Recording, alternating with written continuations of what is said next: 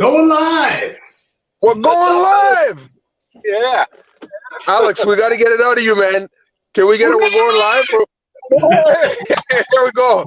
We're live. Now it's on. This is going to be the best Friday, man. The best one yet, for sure. Week 20 to 25. Week 20 to 25.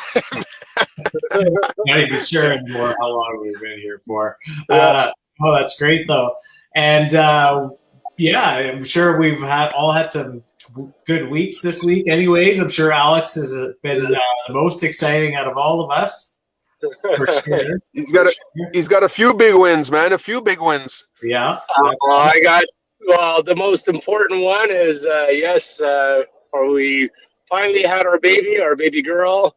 She's at home. She's unbelievably sweet. They say, everyone's warned me that a baby girl will change your life. I never thought it would be instantaneous.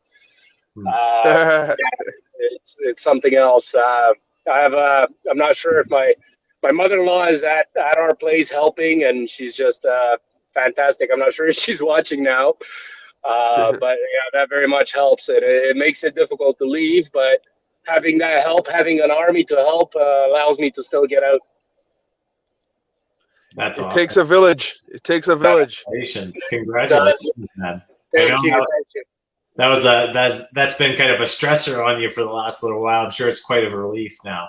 A stressor for me. I mean, yes, it was very hard for me this whole pregnancy and laboring. That's not, Be careful. Be careful. That's right. Hey, I'm a father too, and Cali is also. There's still stress on our side of things. Yeah. No. It's more, it's more they're doing all the work, but we still have to make sure there's a lot of stuff on the other end of it too, right? So it's not 100%, but 100% the wives are the champions of that moment for sure. Indeed, she is. So I guess for what it's worth, it was just because. Like if there was any additional stress, is that it had gone past the initial due date by about a week and a half. So I guess it would have been, she was due on the 12th, and she was approaching 2 weeks overdue. And as such, the baby ended up being growing. She was 9 pounds 4 ounces, which is fantastic. She's healthy. They wanted to monitor her blood sugars overnight, so that was the only reason we ended up staying in the hospital overnight. But otherwise, she was born at 7 o'clock on Tuesday, and we were home by about 10 a.m. on Wednesday. Awesome. Nice, man. Yeah. Congratulations to you and the family. That's a huge milestone. It's a game. It can be a game changer as far as, like you said, that immediate feeling that you had, whether it was a girl or a boy. I think just that life. I always say it, and I think it's the same for you guys, but it's kind of like why we're here, right? It's why we're doing what we're doing, like, let alone just the weekly live, but why we are doing the businesses we're doing. It's so that we can create a better life for ourselves and our families, right? So, man, awesome. Next 100%. level. Watching, and it was even really a beautiful sight last night, watching my son being so sweet to her, like hugging her, kissing her. He's 3.5. Like the fact that he's understanding at least a portion of it, and he's so that seems to be his nature. And I'll be honest, I'm pretty sure he gets that from my wife, that he is very caring. That just melted our hearts. Well, I'm not going to say that I'm not, but if anybody is between the two of us, it's her. Yeah, I can understand that fully. Like, somebody mentioned that the other day, and they were talking about, make sure that you have Carly doing this, that, and the other thing. And I was like, yeah, well, she's definitely the more caring one out of the two of us, that's for sure. I have more of the heart for business than she does. She has more of the heart for relationships, so I think we complement each other very, very well. That's an awesome balance. Yeah. Well, that's great. So why don't we start off here? We'll do our introductions too. Alex, while you're going, you might as well do your introduction as well. Yeah, thank you. I try to make an effort here to not be driving while I'm doing this every darn time, but so So it is. So I thought Alex, that was a green screen, Alex.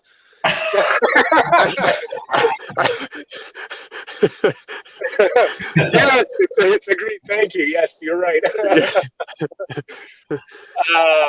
Alex Mustatea, I'm an active investor based out of Hamilton. I have various projects in Hamilton as well as the GTA, and more recently making more of a focus in Chatham and southwestern Ontario and various partnerships.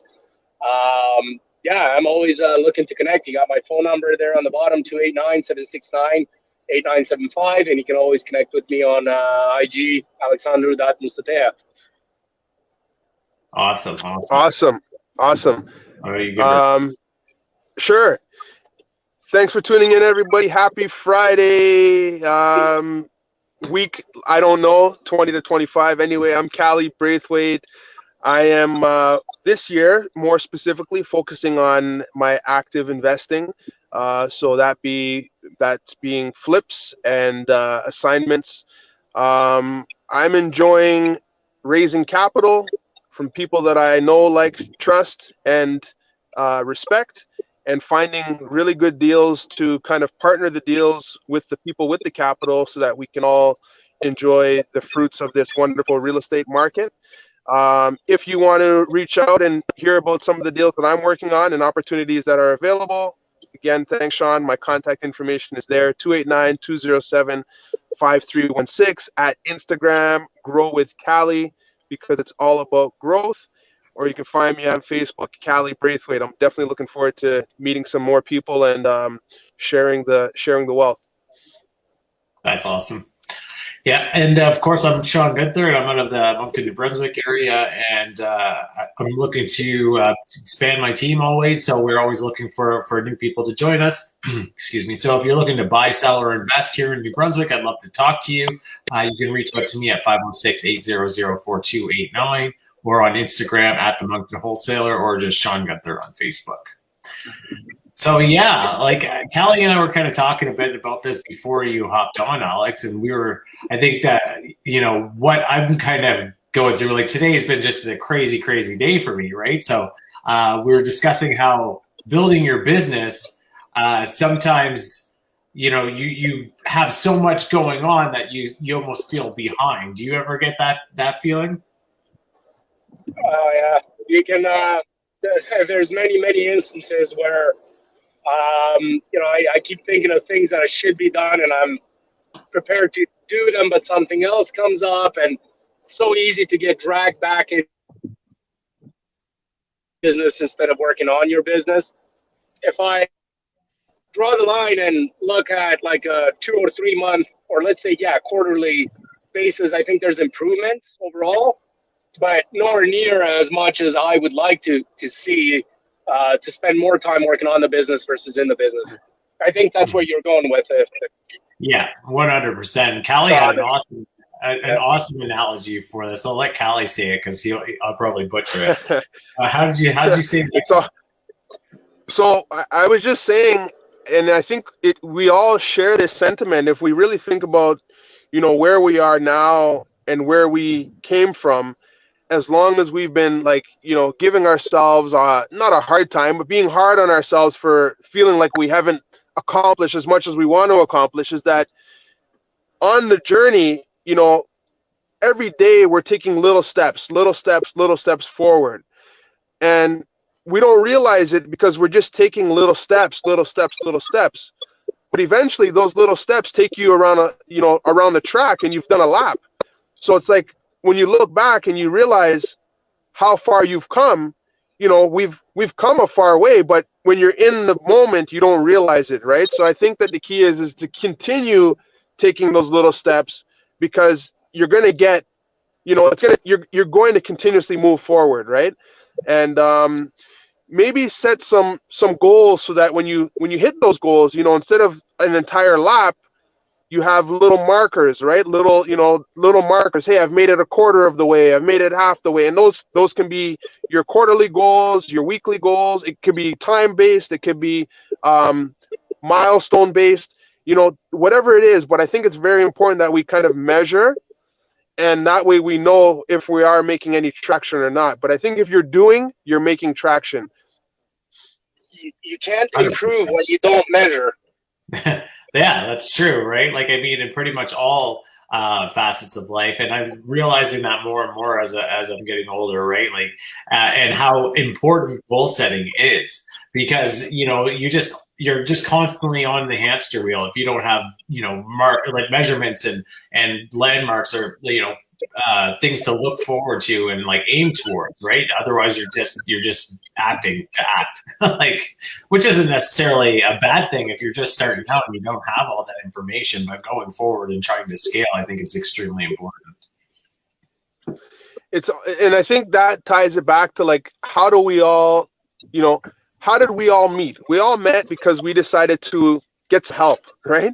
We decided to get some help, get some mentorship, get some coaching, so that we could do things a little better, right? So instead of jumping in the water and doggy paddling for the next 30 years, you get a coach, you learn how to swim, right?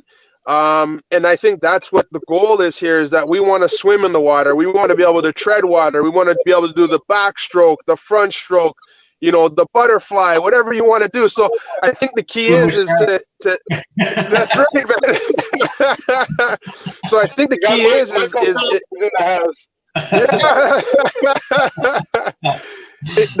the key is to make it easier, is to borrow someone else's experience, right? To condense the time. So we talk about this a lot. We hear it spoken of quite often. And I think that is why we're able to get together and talk about, hey, man, we're making successes, we're making strides, is because we've made the investment into ourselves and we've made that commitment, right? So anybody listening who is thinking of, how come I'm not getting anywhere? I keep trying to do the same thing. I'm not seeing any change in the result. Maybe it's time to look at hiring a mentor, hiring a coach, joining a mastermind, getting around other people that are doing it. Don't just listen to us. Call us. Hey, Shawn, what's going on, man? I've been wholesaling in this local town, or I'm thinking of wholesaling. I'm not getting the results, or I don't have the confidence to get out there. What did it take for you? Get on a call with Shawn, someone who's looking to do a burr. Hey, I've been thinking about doing burrs for the longest time. I have this really good job. The bank says I qualify for X amount, but for whatever reason, I haven't pulled the trigger yet. Give Alex a call. You know what I mean? Hey, I got this money. It's sitting here. I'm afraid of doing a deal out of province, or I'm afraid of doing whatever, and I don't know what to do. Hey, call Cali. You know what I mean? This is what I'm talking about. I mean, it's the who. It's the who, right? It is. And I think you're 100% right there, Cali, too. And I mean, I think when I was starting out too, and was a little bit more timid about all this, I kind of pussyfooted around getting an actual mentor and actually paying the money for it. But I can't even imagine, you talk about one step after another, and you complete a lap eventually, right? If I hadn't got a mentorship, I probably would have maybe done a lap, where I feel like I'm about 10 laps into the marathon now, or something like that. 10 laps into the Indy 500.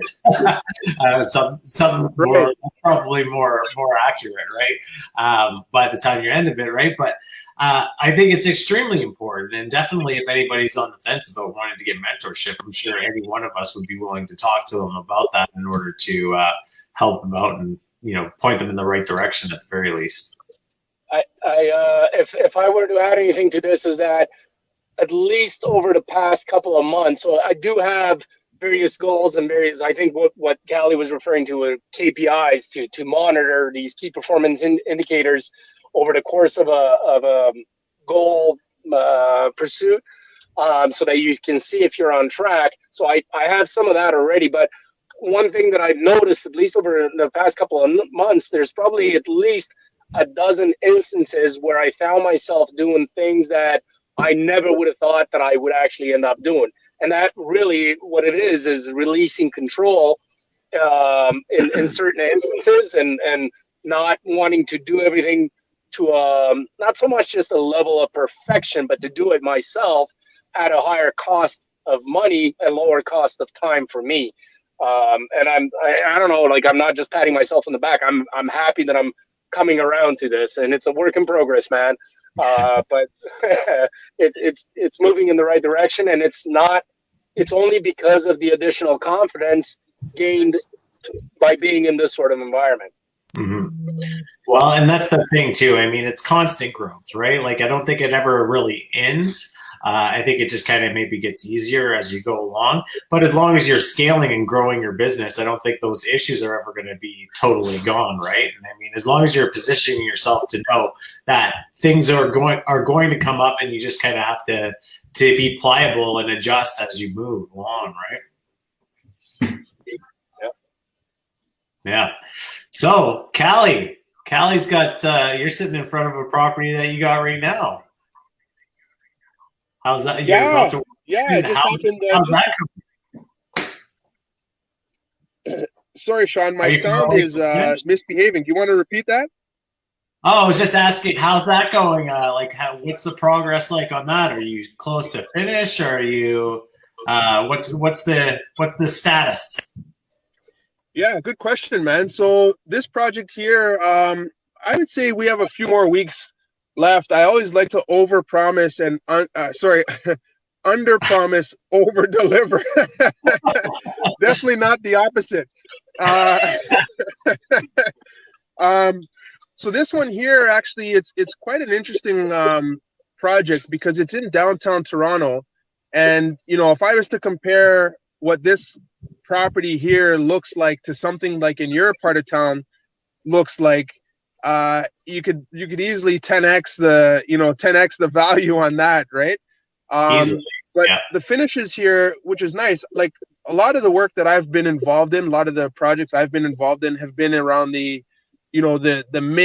mid-range, mid-market range for whatever area I've been in, right? So mid to low. This is on the higher side. So some of the finishes, what's pretty cool is that the finishes that we're going with here are on the higher end, and I'm tapping into the experience of my partner who has more experience at this level of finish, right? So, like, for example, we're going with a very nice engineered herringbone flooring on the main floor. The door handles inside are like $60 a door handle, like things that the average eye, in my opinion, these are things that I wouldn't think of, right? But when you're looking at a price point of $1 million plus, these are the types of things that separate this house from the competition, right? And yes, it is a seller's market, but a few doors down there's a house that they tried to sell and they actually haven't sold yet. So either they priced it wrong and the property got jaded because it just sat too long. I don't know what the reason is, but there's all these things that you have to take in consideration. It's not automatic, guys, just to say that you put a place on the market that you're going to get what you're looking for. So what we're trying to do is, give more than what the area is kind of calling for, and expecting an easy sale and some competition at the end so we can still walk away with a profit for ourselves and our investors, right? Yeah. Well, it's definitely all speculation, right? Like, it's best guess, educated guess at that. But, you never really know what you're going to deal with in the long run. And I mean, that's a conversation that I have, like, on the wholesaling side with sellers all the time. It's a hot market, but there's still properties that are getting listed that are just sitting there, right? There's the potential that you're going to get more, but there's also the potential that you're not. So, when you're going to market, you need to be prepared for that. And it's kind of taking that bit of a gamble, and a lot of the metaphor that I use a lot is a bird in the hand's worth two in the bush, right? Like, you never know. And honestly, I don't think that you'll have any problems there where you're at. I'm sure that you are very capable of creating a flip that is more desirable for your area than anyone else that I know. Well, maybe Alex. So I'm Cali. Shame on me for not having asked you about this, but I'm definitely intrigued. So offline, I'm gonna call you about potentially me coming by and checking it out because Oh, for sure, man. that's actually exactly where I focused myself was. I'm not going to say so much the low end, but like the entry level homes as far as flips. So yeah, picking up a somewhat distressed property and then bringing it to a point for first time home buyers and either the Hamilton or even in my Toronto project, it's got to be a far higher entry point and exit point, but it's still entry level for that area. Or entry level, maybe a little bit more, but no, I'm not spending $60 a door handle. Or herringbone flooring. But I'm really intrigued because, on the one hand, strictly from the renovation point of view, I actually really like herringbone hardwood. Just something about it. But Yes. I do want to check it out from that point of view. Like, how do you judge that? There's been opportunities in the Oakville region where I looked at, and I got a little bit deterred because I didn't feel like I have the designer eye for that really high end, like. It's either a really high-end renovation or a complete teardown and you build from scratch. And that's just, I'm not equipped to handle that, so I backed away from it. So, I mean, I'm intrigued in checking this out or talking to you more in detail about it. For sure, man. Yeah, anytime. I think definitely for a project like this, and you know what? Not just this project, but even other projects that I'm taking on where I'm kind of, managing the project, I definitely am going to start looking very seriously for a designer.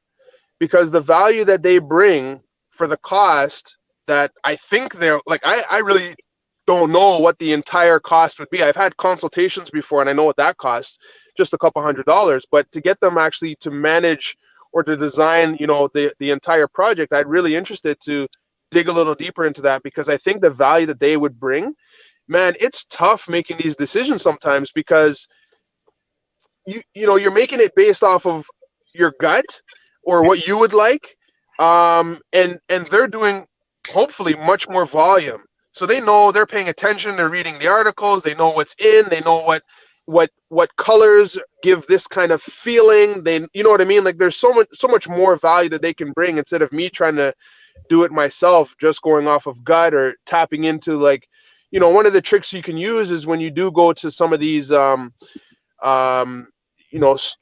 stores where you're purchasing the supplies is you can ask, what's popular here? What are other contractors using? What are the builders using in these higher end homes, right? And you kind of use that as a benchmark. But hiring a designer is definitely going to help us going forward. It's for time management as well. Mm-hmm. And a designer that's let's say investor friendly and a designer that's done work on similar like flips, let's call them what they are. Maybe we'll also have contacts or accounts at places where you can source this high end, like, I don't know, what the hell is it? The farmer's kitchen sink or like stuff that you may not find on the shelf at Lowe's, whatever the items are. So that could be a good resource as well from that point of view. The money you're spending on the design is going to pay off in the simplicity of finding these various materials as well. A funny scenario you just kind of reminded me of. I think it was in Rich Dad Poor Dad, or maybe it was in Cash Flow Quadrant. But I remember Robert Kiyosaki talking about one of the apartments that he had bought, and there was a garbage chute that needed to be repaired. And he went out and he spent like, I don't know, let's say $100, just for lack of memory, $100 on finding this part. And then he was trying to repair it himself and he ended up messing it up and doing it wrong. He called the professional. The guy came, he looked at it. He's like, yeah, parts and labor, I can do this for $60 and it'll be done in half an hour, right? So it's the same thing, right? Go to the people that are doing it all the time because they've already done the legwork. They've built the relationships. They can get it at cost or wholesale, you know what I mean? And just that's just the better way to do it. Yeah, I agree. So you were mentioning that this is kind of a higher end property for where you're at. Like, would you say that this is something that you would continue to do going into the future, like the higher end stuff? Because I'm more on like Alex's side of things, where I try to focus on more of the entry level kind of stuff, just thinking that your buyer pool is bigger. But would you think that you'd ever turn this into like a niche sort of situation for yourself, Cali?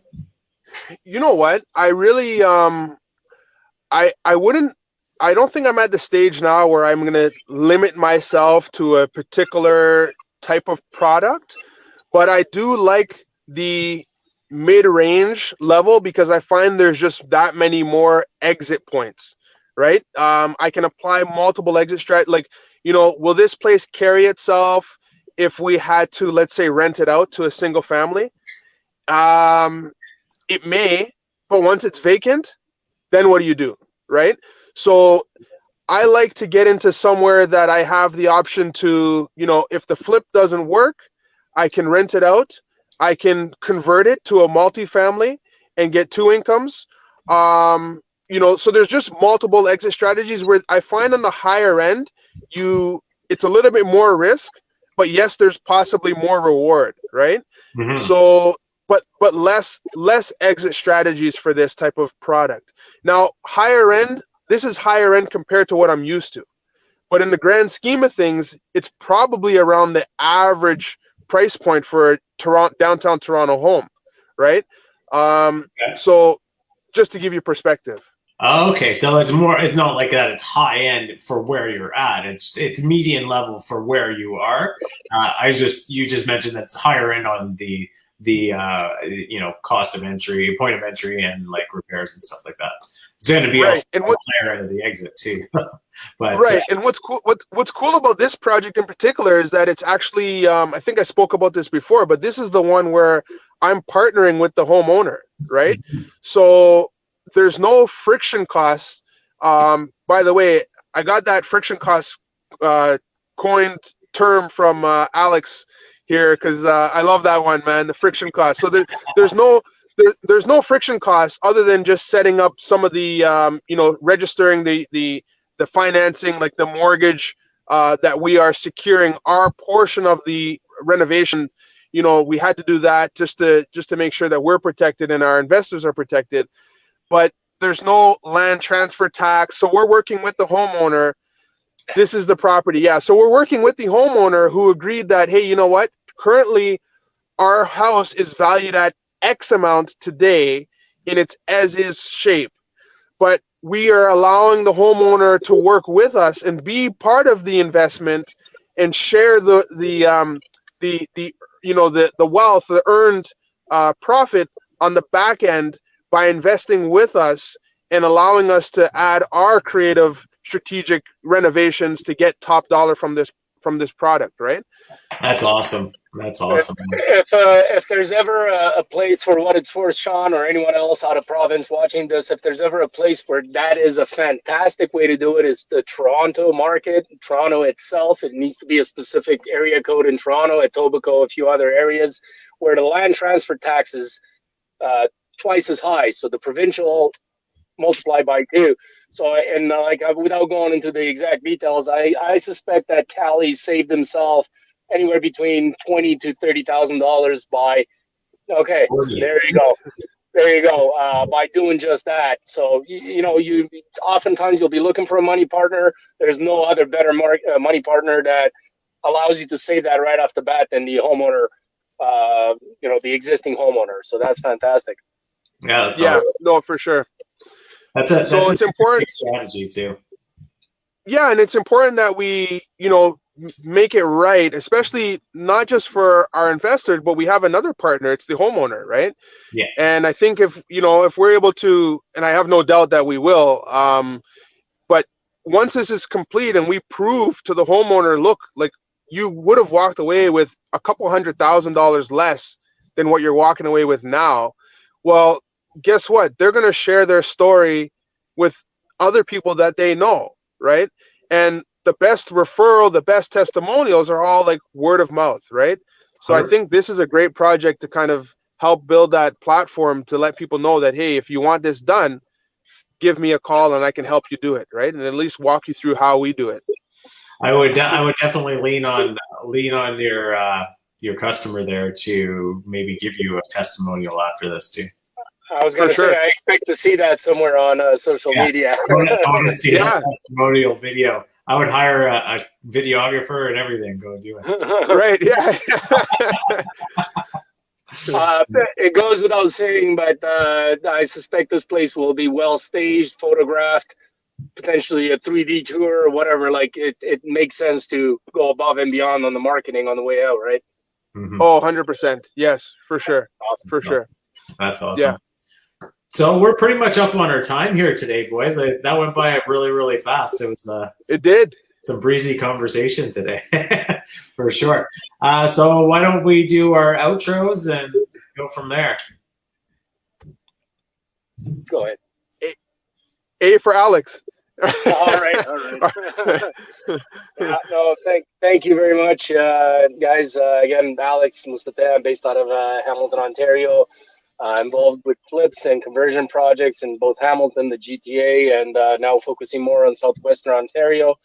Actively pursuing joint ventures, partnerships, both equity as well as funds. Cali said, if you have money you want to put to work, call Cali. Call me as well. But yeah, no, thank you very much, guys. Yeah, I can be reached at 289-769-8975 or on Instagram at alexandru.mustafa. Awesome. Everybody, thanks again for tuning in and listening to us. Whether you're listening live or watching a recording, really appreciate it. When you do come back, or leave a comment. Put some questions on topics that you want to hear. I think next week we're looking to have a special guest. So thanks again. I'm Cali Braithwaite. I'm out of the GTA. I'm investing primarily this year, again, actively on flips and assignments. If you want to reach out and get involved or hear about some of the projects that I'm working on, please contact me 289-207-5316 or on Instagram at Grow with Cali. You can also find me on Facebook, Cali Braithwaite. Awesome. And I'm Shawn Gunther out of the Moncton, New Brunswick area, and always looking to expand. So anybody looking to buy, sell, or invest here, or looking into getting into wholesaling or investing in those kinds of strategies, definitely give me a shout. 506-800-4289. Instagram, you can reach me at the Moncton Wholesaler, and also on Facebook, just under Shawn Gunther. But thanks again for joining us this week, and I hope all of you have a great week coming up, and we'll see you again next week, same time. Thanks, guys.